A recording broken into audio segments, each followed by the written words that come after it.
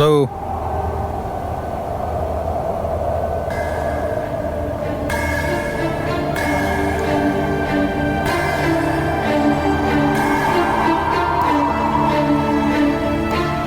কথা বল।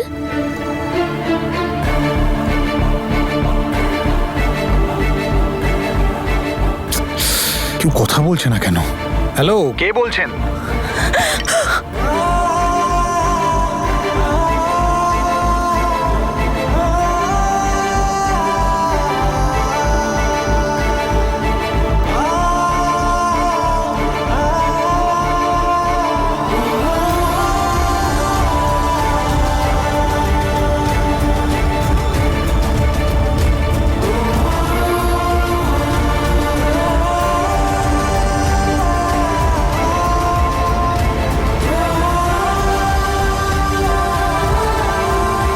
আমার এমন অদ্ভুত ফিলিং হচ্ছে কেন? এই স্তব্ধতাটা বড় অদ্ভুত, বড় আলাদা।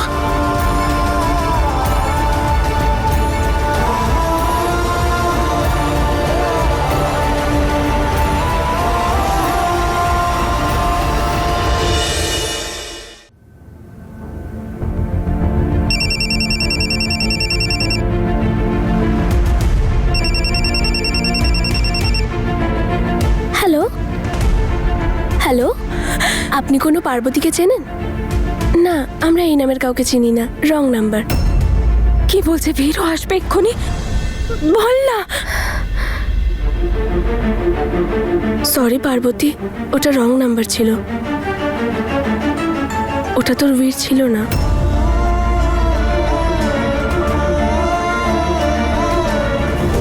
তোর কি সব বলছিস?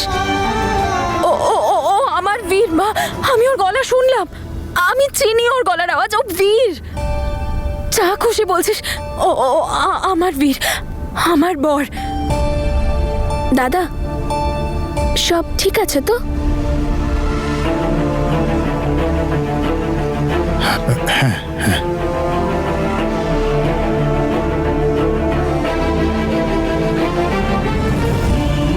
আমার কেন এমন অস্বস্তি বোধ হচ্ছে? কেন? ও আমার বীর, আমি ওর গলার আওয়াজ কি করে না চিনতে পারি? তুই তুই আবার ফোন কর, এক্ষুনি কর। তোর বীরের মুখটাও মনে নেই, তাহলে গলা কি করে মনে আছে? সেটা আমি জানি না, কিন্তু ও আমার বীর সেটা আমি জানি। মা, পার্বতী শান্ত হ, কথা বলিয়ে দেবো তোকে। কখন? আজকে নয়, কালকে। আজকে তো ফোনটা তুললো না, কাল অবশ্যই কথা বলবি। কিন্তু আগে তুই খাবার খাবি। খাবি তো? শোন, ওকে নিয়ে যা তো। আজকের জন্য তো ওকে শান্ত করালাম, কাল কি করে কথা বলবো? এখন আমি কোথায় খুঁজবো এই বীরকে? এটা আমি এক্ষুনি কি দেখলাম? তনু বেঁচে আছে আর বীর ওখানে। ওর বীরকে আমি চিনি, আমি ওকে বলবো কি করে? ওহো, কাকে বলবো, বীরকে না জ্যাসমিনকে? আমার তো ভয় করছে যে ওদের মধ্যে কাউকে বললে তনুর জীবন আবার না সংকটে পড়ে। আমি আবার কোনো ভুল না করে বসি, কেউ যদি জেনে ফেলে তাহলে অনেক বড় গন্ডগোল হতে পারে। কিন্তু কাউকে না কাউকে তো এই কথাটা বলতেই হবে। কিন্তু তানিয়া, তুই কাকে কি করে বলবি? তোর কাছে তো কোনো প্রুফও নেই তনুর। কি করি?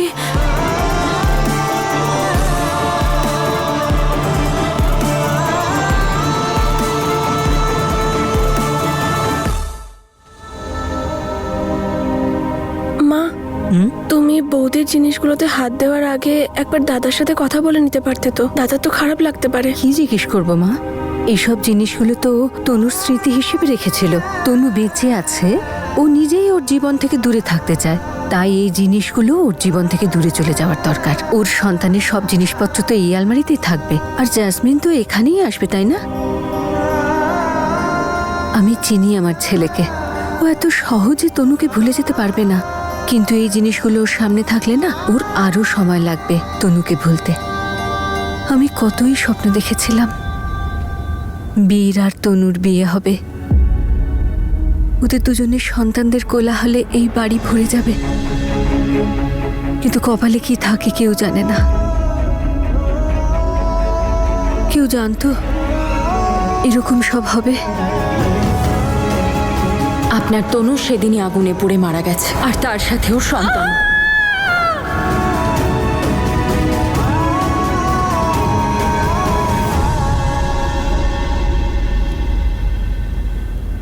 তুমি ঠিক বলছো মা, এই সব কিছু আমি সরিয়ে দেবো, তুমি চিন্তা করো না। আমি জানি বাবা, তোর খুব কষ্ট হচ্ছে, কিন্তু না মা, জীবনের কাহিনীতেই যখন আমার চরিত্র বদলে গেছে তখন জিনিস বদলাতে আর কি কষ্ট। ঠিকই তো আছে তাই না? বাচ্চার জিনিসপত্র থাকলে পরে আমারও মাথায় থাকবে যে আমার জীবনের উদ্দেশ্যটা কি, আর ওটার ব্যাপারেই ভাববো শুধু। আচ্ছা বাবা, কাল আশীর্বাদ হবে। বিয়ে যখন করতে হবে নিয়ম তো মানতেই হবে।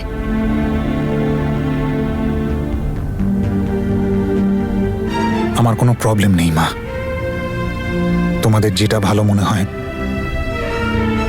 আচ্ছা বাবা।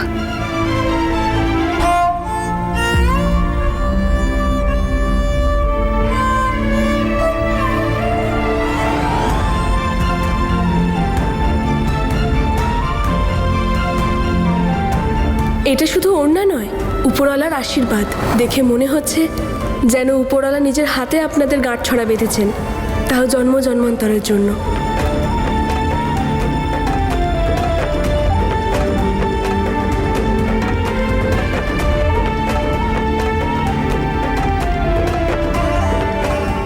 এমনিতে এই মিউজিকে তো আমাদের পার্বতী খুব ভালো নাচতে পারে, তাই না? হ্যাঁ, আমি তো এমনিই খুব সুন্দর নাচি, আর এটার তো হুক স্টেপও মনে আছে আমার। তাহলে চল আমরা সবাই হুক স্টেপটা করি। চল চল।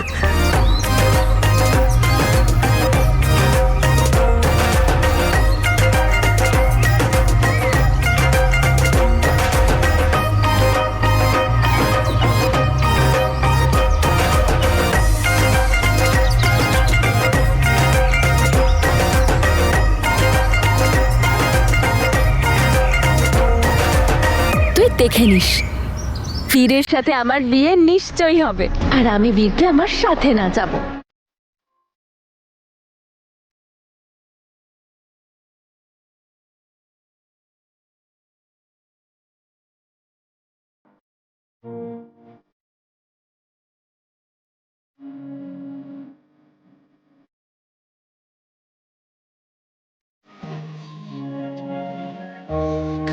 ਮੈਨੂੰ ਲੋੜ ਨੀ ਦੁਨੀਆਦਾਰੀ ਦੀ।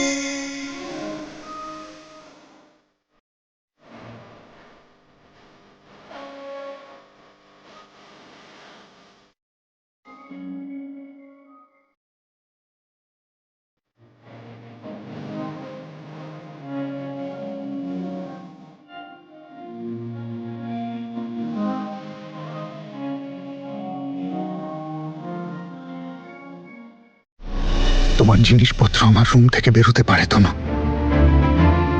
কিন্তু তোমার স্মৃতি, তোমার চিন্তা আর তুমি সবসময় আমার মনে থাকবে, সবসময় আমার সাথে থাকবে। কারণ তোমার সাথে আমার আত্মার সম্পর্ক,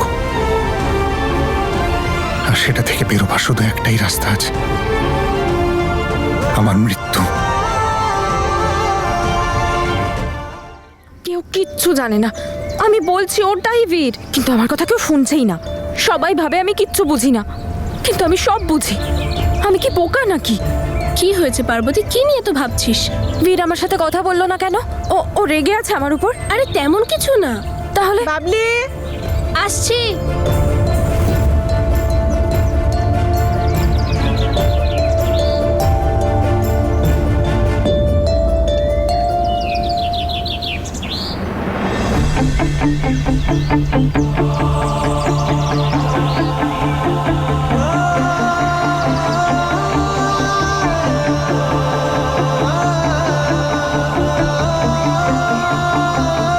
তুমি বীরের সাথে দেখা করতে চাও?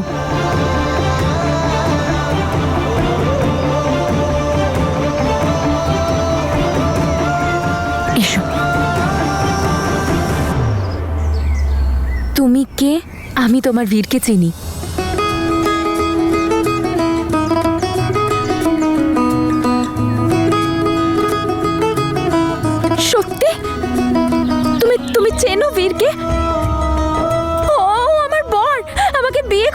আসবে, সব আয়োজন হয়ে গেছে, আমার বিয়ের জামা, আমার টিপ সব হয়ে গেছে। আমি শুধু বীরের জন্য ওয়েট করছি। ও কখন আসবে? বরযাত্রী নিয়ে আসবে আমাকে বিয়ে করতে। ও আসবে তো? নিশ্চয়ই আসবে, খুব তাড়াতাড়ি, হয়তো 2-3 দিনের মধ্যেই। আই প্রমিস, তোমার বীর তোমার সাথে দেখা করতে নিশ্চয়ই আসবে। বীর আমাকে বিয়ে করতে আসবে 2-3 দিনের মধ্যে। যখন আমাকে বীর বিয়ে করে নিয়ে যাবে, তখন দেখো সবাই এখানে লাইট দিয়ে, ফুল দিয়ে সব সাজিয়ে দেবে।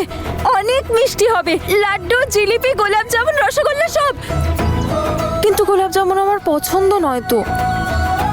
কোনো ব্যাপার না, আমি তো সাজবো আর এত নাচবো যে সবাই শুধু আমাকেই দেখবে।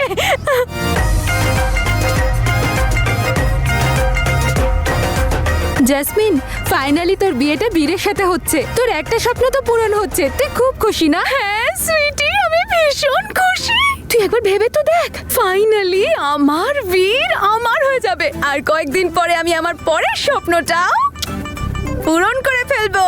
আরে আয় না সুইটি, একটু ডান্স করি। জেসমিন, কি করছিস কি তুই? ভুলে গেছিস তুই প্রেগন্যান্ট এখন। নাচানাচি পরে করবি। আচ্ছা সুইটি, শোন না, দেখ তোকেই সবকিছু সামলাতে হবে, প্লিজ ঠিক করে সামলে নিস। গান বাজনা সব দায়িত্ব তোর। আমি আর কি করব, অসহায় হয়ে কোণে বসে থাকবো। আর বাড়ির লোক দেখেছিস ওদেরকে এমন ভাবে আয়োজন করছে যেন ওদের মাথায় বন্দুক ঠেকানো আছে। চলো তাড়াতাড়ি করো, তাড়াতাড়ি আয়োজন করো।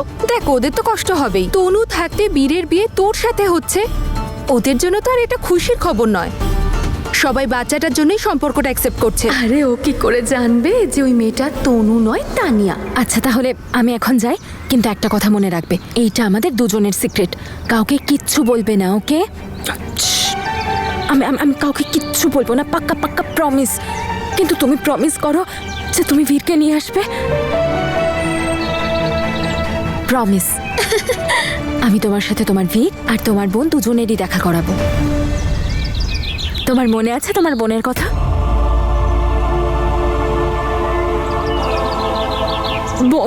বোনের সাথে নয়, বোন খারাপ হয়, বোন খারাপ হয়, বোন খারাপ হয়, বোন খারাপ হয়। বোন নয়। আমি আনবো না তোমার বোনকে তোমার কাছে, শুধু বীরকে আনবো, ঠিক আছে? হ্যাঁ, আমি তাড়াতাড়ি আসবো বীরের সাথে। ওকে নিয়ে তুমি নিজের খেয়াল রেখো। আসছি।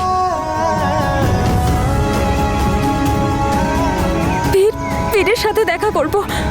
আমি বীরের সাথে দেখা করব।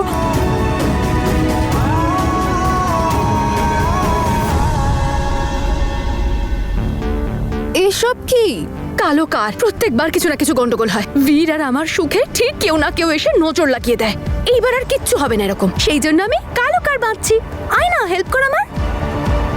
তুই দেখে নি সুইটি, এইবার আমার আর বীরের মাঝখানে কেউ আসতে পারবে না। না কারোর ব্যর্থ চেষ্টা, না কোনো মানুষ, আর না কারোর ভাগ্য। আমি বীরের সাথে দেখা করব।